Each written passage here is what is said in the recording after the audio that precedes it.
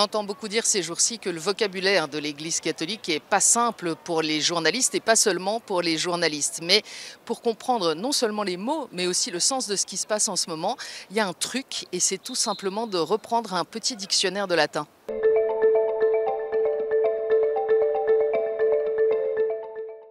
C'est sans doute le mot qu'on entend le plus aujourd'hui, hein. Conclave, ça vient du latin classique, ça veut seulement dire cum, avec, et clavé, clé. Donc, ça désigne un lieu fermé à clé et par métonymie, l'assemblée qui est ainsi enfermée à clé et qui va élire le pape. Ça ne s'est pas toujours passé comme ça.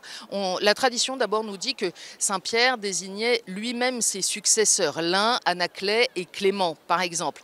Et puis ensuite, c'est l'Ecclésia, l'Assemblée de Rome, le peuple et le clergé qui va élire son évêque. Mais cette élection, elle est soumise à l'approbation de l'empereur et puis ensuite à l'approbation des grands princes d'Europe. Et c'est le pape Nicolas II en 1059 qui veut mettre fin à ces ingérences politiques et qui publie une bulle en disant qu'il n'y a plus d'approbation impériale et que le pape est seulement élu par les cardinaux. Le vrai tournant, ça va être en 1274 avec Grégoire X.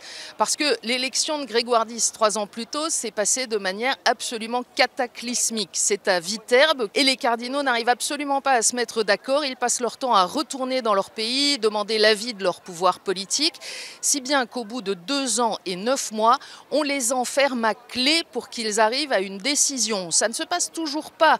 Et donc on les met au pain sec et à l'eau. Et la tradition nous dit même qu'on aurait retiré les tuiles du toit pour que les intempéries les encouragent à prendre une décision plus rapide. Depuis lors, donc, les cardinaux sont enfermés à clé pour élire le pape et depuis 1878, ça se passe dans la chapelle Sixtine.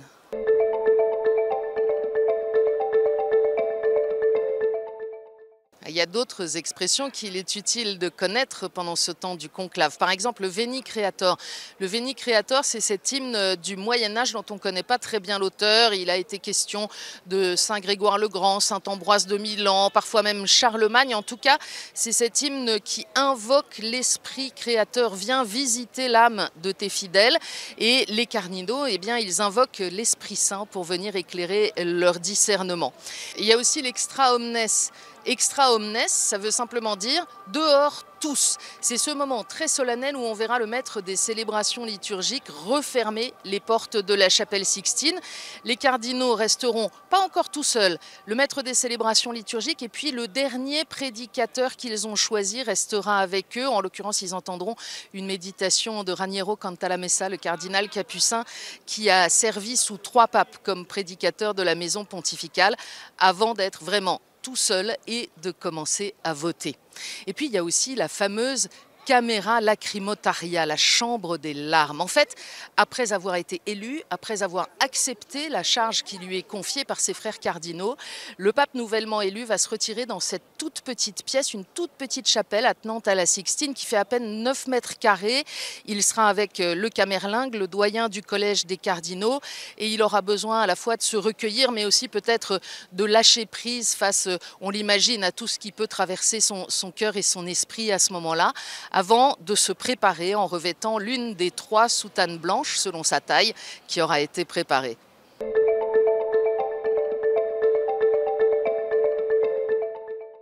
Habemus Papam, c'est la parole que tout le monde attend à partir du moment où les cardinaux sont rentrés en conclave.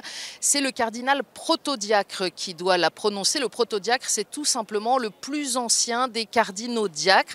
Et ce sera un Français cette fois-ci, comme en 2013. En 2013, c'était le cardinal Jean-Louis Torrent. Cette fois, ce sera le cardinal Dominique Mamberti. Il travaille à Rome depuis des décennies et il est préfet du tribunal suprême de la signature apostolique. Alors, il arrivera à la Loggia des Bénédictions, ce balcon sur la façade de la basilique Saint-Pierre, et commencera par ces mots « Annuncio vobis gaudium magnum », je vous annonce une grande joie.